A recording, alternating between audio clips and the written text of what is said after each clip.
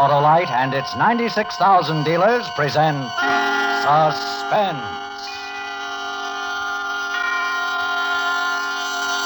Tonight, Autolite brings you a suspense play of love and death in a New York penthouse, The Well-Dressed Corpse, and starring Miss Eve Arden. Before our play begins, here is a word about Autolite from our good friend, Harlow Wilcox. Hi, Mr. Wilcox. What can I do for you? Well, Sam, my friendly Autolite spark plug man, you can tell me what you think of those fresh, frisky, and frolicsome ignition-engineered Autolite spark plugs. They're tops, Mr. Wilcox. Now, tell me, if replacing worn-out spark plugs with ignition-engineered Autolite spark plugs will give a car smoother performance, quick starts, gas savings. You bet. What else would you like to know? Well, are Autolite spark plugs made by the same Autolite engineers who design coils, distributors, and all the other important parts of the complete ignition system used as original factory equipment on many leading makes of our finest cars? Why, of course. Oh, and that's why we say Autolite spark plugs are ignition engineered, designed to perform as a perfect team with your car's ignition system. Sure. Can I tell you more? Yes. Do Autolite spark plug dealers, like you, replace worn-out spark plugs with ignition-engineered Autolite spark plugs, either standard or resistor type? Of course. But you know all about that, Mr. Wilcox. Yeah, but I just love to hear it. But you said it. And I'll say it again, because you're always right with Autolite. And now, with The Well-Dressed Corpse and the performance of Miss Eve Arden, Autolite hopes once again to keep you in suspense.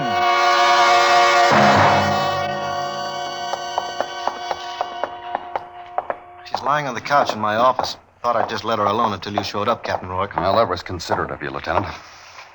Here we are. Inside. Are you sure that's her? I'm positive. Where was she picked up? In her bedroom? Hell's Kitchen, an alley. She lost her dress, and one of the boys gave her his overcoat. What's your name? My name is Ruth Franklin, How old are you? 33, Where do you live? Pickwick Arms on Riverside Drive. Do you drive a car? Yes, a blue convertible, Mediterranean blue. Did you go to school in this city? Graduate school, Columbia University. I went to Stanford. I worked for the Carrington Green Advertising Agency. My secretary's name is Petey Wright. I'm the murderer you're looking for. Okay. I guess you're Ruth Franklin, all right. I guess I can't blame you for not recognizing me. Did you know that 6 weeks ago I was voted one of the 10 best-dressed women in America? Yeah, I read something about it. I always knew that someday I would be. But when it actually happened, it was just as exciting as if it had been a total surprise. The invitation to the buffet luncheon to meet the press came on Friday. I ran right out and bought the most elegant and expensive dress I could find. And when I swept into the luncheon, everyone was looking at me, including the other 9 well-dressed women. Percy Hamilton of Radcliffe, a little bald-headed man who moved and looked like a startled chipmunk, met me as I came in. Oh, Miss Franklin, I'm so happy to see you. Right this way, please. You're a little late, you know. Percy, baby, you've confused me perhaps with a debutante. I work for a living. I'm going to put you here at table 13. Oh, pardon me, Mr. Mason. That's all right. Mr. Mason, may I present Miss Franklin? How do you do? How do you do? You two are going to be luncheon partners. Well, I'll run along. You, of course, couldn't be anyone else but the best-dressed Franklin. I'm not sure I like the way you said that, Mr. Mason. My tone was not meant to imply a personal indictment, Miss Franklin. In fact, it's a commendation. You play your part very well in this racket. Racket? Racket. Oh. I always draw the most charming luncheon partners.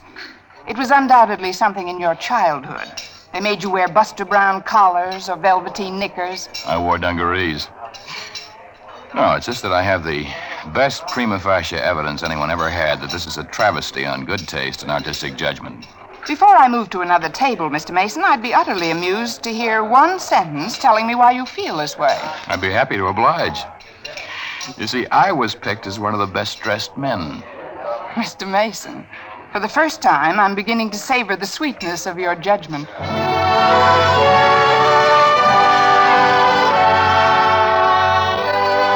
Well, that was the way it began. A little careless banter while we sized each other up. And something in our measurements had meaning. Because despite speeches and cold chicken a la king and news photographers interfering with most of our conversation, we later found ourselves at the Stork Club, analyzing everything from Picasso to paper hanging. Sometime in the evening, he said he had to catch a plane somewhere, but he'd get in touch with me soon. The next morning, when I walked into my office, Petey, my secretary, was wearing the smug smile of a girl who had caught her older sister with a boy on the back porch hammock. Seen it yet, boss? The Gimbal ads, how were they? Da-da-da-da-da. I can wait. All right, seen what? The picture of you and Roy Mason. Mason? I hardly spoke a word to the man. They told me to look at him as if he'd just found a cure for the common cold. Hardly a word, huh? How'd you converse at the Stork Club? Smoke signals with your cigarettes? Petey, you're very close to being fired. Let me read what some of the columnists say. The most handsome twosome in town last night were Ruth Franklin, the best-dressed huckster, and Roy Mason, who... Petey, what do you know about him? I'll save you the embarrassment of asking me to get a file on him. I've already done it. Here you are, boss. The Life and Loves of Roy Mason, assembled by Pete Wright, Girl Boswell. All right, tell it. He was a war correspondent, distinguished. He's written 2 books on world politics, The Long Road of Destruction and The Coming Asiatic War. I've ordered both of them so you can talk his language. He has a weekly column and a weekly radio program. Yale, 38, unmarried. Just call me Quick. Thank you, and goodbye. I'll just leave these things here so you can drool over them. Have fun. Petey, Yes, boss man? you've had your fun. Now, hands off. I'm going to marry him.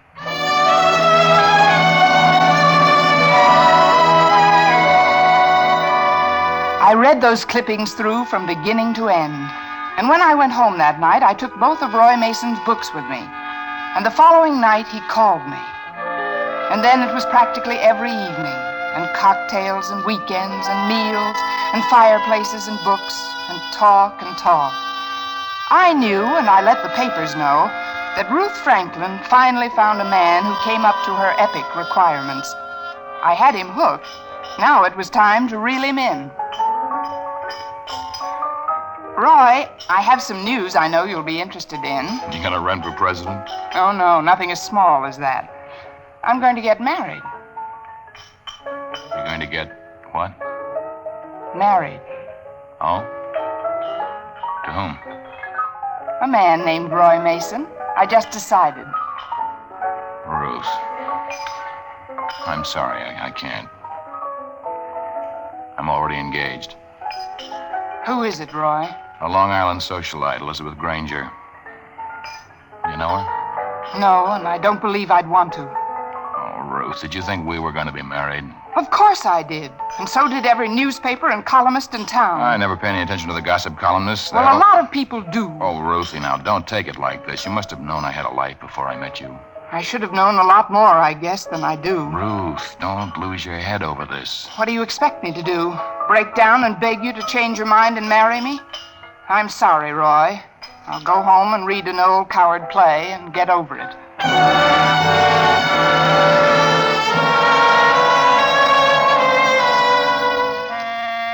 So that's the way it was. I'd saved myself for the one man who had what I had. Brains and guts and talent. And I suddenly found out I'd saved myself for what I couldn't have. I went home, threw his books in the fireplace, and sat down to have a long look at me. And all I found was a big, ugly hurt. Then it was light and time to go to the office. Petey, what are you doing at my desk? Hello, boss. I really didn't think you'd be in today, considering everything. Why shouldn't I be in? One of the best-dressed women in America doesn't find out that her boyfriend is a wolf in best-dressed clothes every day. That's enough, Petey. Get out of here and get to work. All right, boss. But it's happened to all of us one time or another. You should have practiced when you were young. Then you'd know more about what happened to you. Listen, you brainless little typist, get out of here. Go on, get out. Okay, I'm going. But I know a good psychiatrist. He has a couch just made for people like you. You know, I could quit, too.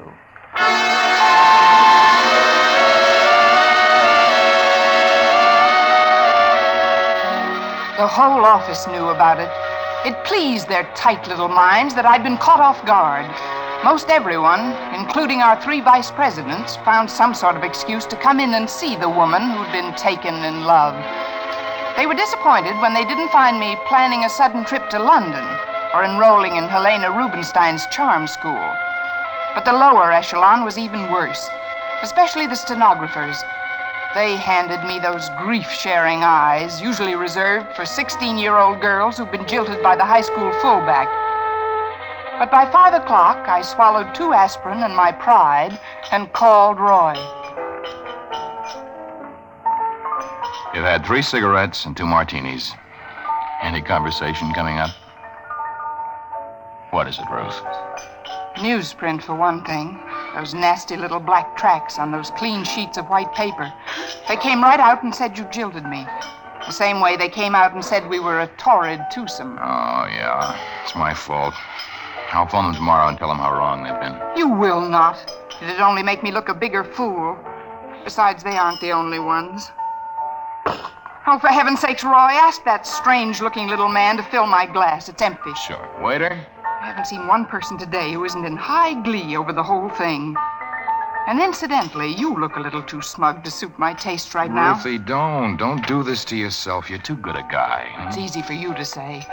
I wish I were in your position and you were in mine. Oh, Ruth. Oh, don't you look at me that way. I'm truly sorry it's embarrassed you. You're distressed now, but it'll pass. How can you marry someone like her? You'll be bored to death in 6 weeks. Let's not talk about her. What's she ever done to deserve you? Gone to a few parties, made a trip to Europe every year, learned how to play 6-hand canasta? Or maybe it's her figure, Roy. Ruth. If it's her figure, remember, somebody pounds it back into shape every morning after those big nights. And if it weren't for several dozen foundation garments... Oh, stop it, Ruth. You've made a fool out of me for some grown-up child who probably never did anything for herself. Servants paid to live Ruth, for her. please, you're raising your voice. People are looking. Let them look. A scene in a cocktail lounge makes good reading, and we always make the papers, don't we? Voice, will you keep your voice down? Why don't you go back to Asia or someplace and write another book? I hope I never see you again. Ruth! Ruth!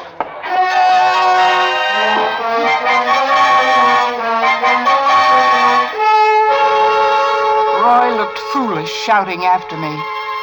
I looked even more foolish trying to make a dignified exit through the tears. Oh, leave it to me. I did a good job. I went off stage like a second lead in a little theater production. The next day, I didn't go to the office. I felt weak and weary and sick all over. And I didn't answer the phone until 3 in the afternoon. Hello? Me. Oh, I'm trying to get you all day. what for? To tell you that we're friends, you and I. I hate like the devil to think that you really meant it when you said you never wanted to see me again. I sent you a letter last night, but I'd rather tell you what I said in person. Now look, Roy. Let me go on, will you? A man rarely meets a woman like you. I was lucky. Real lucky. Ruth, you can send me away altogether if you want to, but I'd miss you for the rest of my life, and that's the truth. But you're going to marry her. Ruth, I want to talk with you calmly, decently, honestly. I want you for a friend. Mixing a couple of drinks in my apartment around 5 tonight. I hope you'll be there.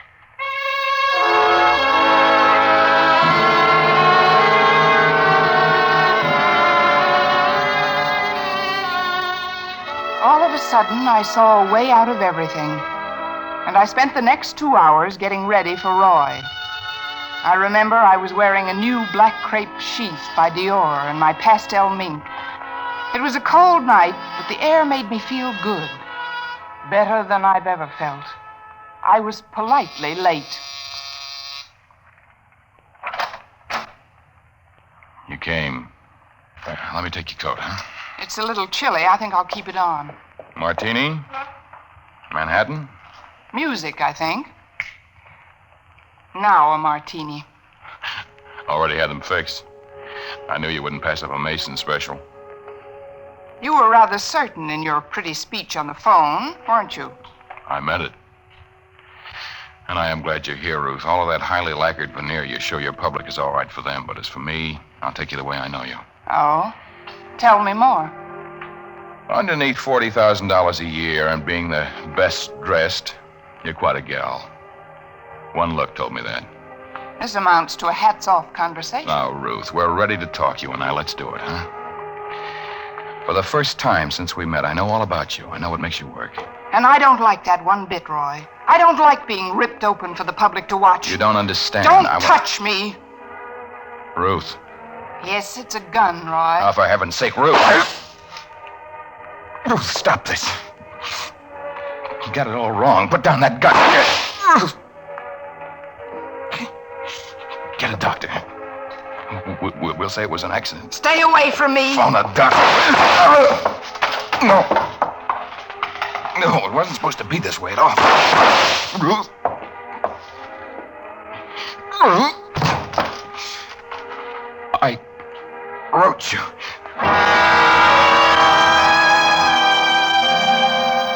I stood there looking down at him. He tried to talk again, but he couldn't say a word. And then, all of a sudden, he was dead.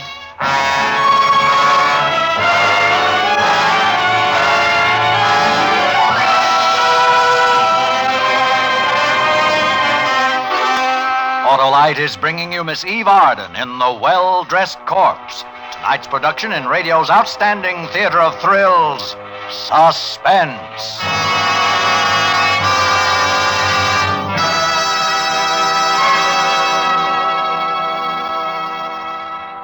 Check your spark plugs, Mr. Wilcox? You sure can, Sam, because it pays to have spark plugs checked and cleaned regularly. Helps keep a car running right. Sure does, Mr. Wilcox. And it only takes a couple of minutes for an Autolite spark plug dealer like myself. Why, when worn-out spark plugs are replaced with new ignition-engineered Autolite spark plugs, you'll get away in a flash for a ride that's smoother than a gigolo's line. Because you'll get smoother performance, quick starts, and gas savings. He's off again. Ignition-engineered Autolite spark plugs, you know, are installed right on the assembly line as original factory equipment on millions of leading makes of our finest cars and trucks. Money just can't buy better spark plugs for your car than Autolite. You're right, Mr. Wilcox. So, friends, see your neighborhood Autolite spark plug dealer soon and have him replace worn-out spark plugs with world-famous ignition-engineered Autolite spark plugs. And whether you choose the resistor type or the standard type, you can be sure you're right, because you're always right with Autolite.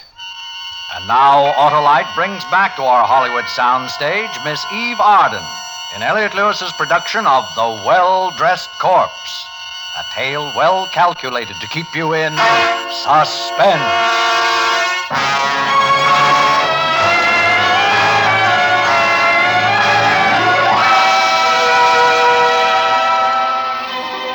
It hadn't occurred to me exactly what I was going to do after I had killed Roy Mason. I remember, though, I finished my martini, wiped up the spilled drink, and then just sat and looked at Roy, lying there on the floor. Hello? Is anyone... And then I was aware of someone pounding. Hello in there? What happened? Hello? Answer me, somebody. Hello? Hello? Is everything all right in there? Oh, hello, miss. I live in the apartment next door, and I thought I heard gunshots in here. You did. What? Over there. Oh. Well, I better phone the police. Is there a phone? On the desk.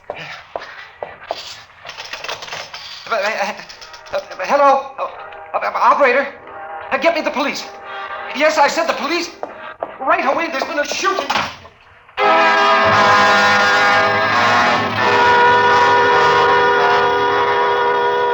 No one lifted a hand to stop me. Downstairs, I got a taxi back to my own apartment, changed, threw some things into a bag, gathered up my jewelry and what money I had. I took my car out of the garage and drove to the station and caught a train as far as Greenwich. There, I registered under another name at a small hotel. I was going to go on up to Canada the next day, but there was something I just had to see before I left the country. So instead, I caught a train back to New York.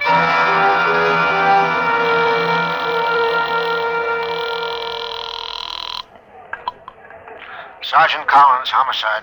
Sergeant, I wonder if you could give me some information. I'll try, miss. I'm from the Kansas City Star. I happen to be on vacation in New York, but as long as I'm here, I'm trying to cover the Mason case. Yeah, well? Has Mr. Mason been buried yet, or do you... Edgeflower Mortuary. Rosary tonight. Burial tomorrow. Thank you, Sergeant.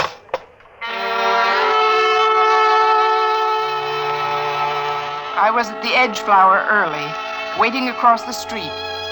It was cold and blustery, but I wanted to see her walk in. I wanted to see how well she could take it.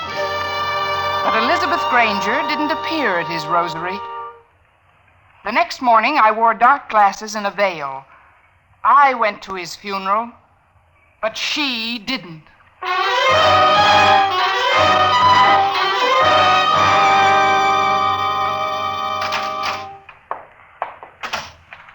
Hello, Petey. I've been waiting for you. Boss, don't you know the police are looking all over town for you? Petey, who is Elizabeth Granger? Where does she live? Oh, that. She isn't in the phone book. She wasn't at his funeral. There are no pictures of her in the papers. You know these things. Tell me, please. I can't help you. Nobody can help you now. You're a walking dead woman. Petey, listen to me. I don't want to listen to you. I'm afraid to. I'm afraid I'll end up like you someday. Well-fed, well-dressed, successful, well-known, but dead. I came here for help, not to listen to your opinions. Everything you ever said in your life was a lie. I did your legwork, looked up things for you, verified them, checked them. Well, I checked about you just to satisfy my curiosity. You didn't go to Stanford or graduate school at Columbia. You were born and brought up in Hell's Kitchen. You went as far as PS 432.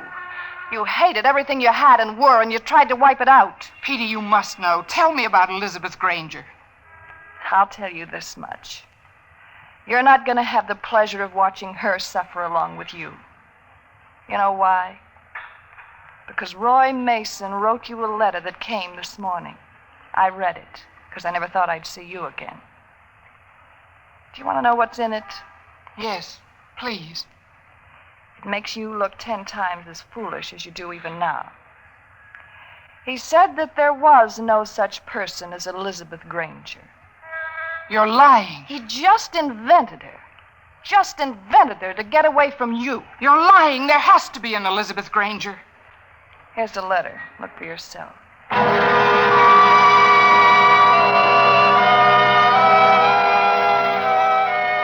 It was true. Every word of it. There was no Elizabeth Granger. Roy just didn't want me and had to find some excuse. I walked to the door, wondering what to do, where to go. One more thing, boss. 10 seconds after you're out that door, I'm going to call the police. I didn't answer or look back. I just ran out of the apartment house and found a cab and had him drive me around and around, through streets and down streets and across streets. I scarcely even saw policemen or people. Finally, I left the cab and began walking around, trying to understand myself and why I'd killed Roy. And everything that came out of my mind revolted me. I wanted to drink. 12 drinks, 100 drinks. You sure you're in the right place, lady? Just give me a double bourbon. Scotch, a triple, I don't care. Well, you're old enough. Hurry it up. Here's my money. Hey, Eddie, get a load of the dough. How would any dame dressed like that come into a place like this? Slumming. What are you, stupid or something? I like to come down where life is rough, where men are men. I seen lots of them in my day looking for thrills. Yeah? Yeah. What do you think she came in here for? Thought it was the White House or something? Oh, talk. I'll show you how to handle a doll like that. Buy you a drink, ma'am? Huh? No, get away from me. Oh, now you don't really mean that. Tony, the drink's on me. Why don't we have it in the booth over here? We can talk, huh? Get away from me. Who do you think you are? All right, Eddie, no sale. Who does she think she is, anyway? She's got no right in here unless she wants to be sociable. She's a bum, and you know it, Tony. Eddie, can't you see this is a lady? Now go for a walk. Lady? Since when have we had ladies in here? Give me the drink, bartender. Hey, wait a minute. You cheap little bum! Hey, Eddie, that dame. Her picture was in the paper this morning. She killed somebody.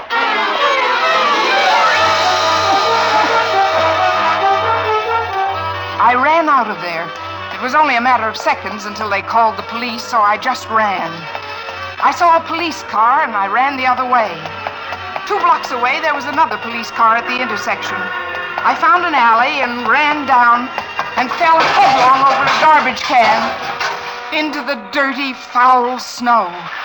I couldn't get up, and I cried cold tears. Come on, dearie. Come on. What are you doing? You won't need this coat where you're going. Leave my coat alone. That's all right, dearie. That's all right. Come on, the dress now. My dress! Ruby, help me get it off. You can't take my dress off me! I can use a fancy dress like that, and you can't wear it in jail. I'll tear it off you if I have to. Don't, please, you can't. All right, here you are. Cops, grab her shoes, Ruby, and let's go. My dress! They took my dress! Okay, here we are, lady. You let them do it. Why did you let them do it? We'll get him. Now, come on. Lift up your head. I gotta see you. Oh, don't hurt me, please. I'm somebody. Yeah, that's what I thought. Ruth Franklin. I'm somebody. I'm somebody.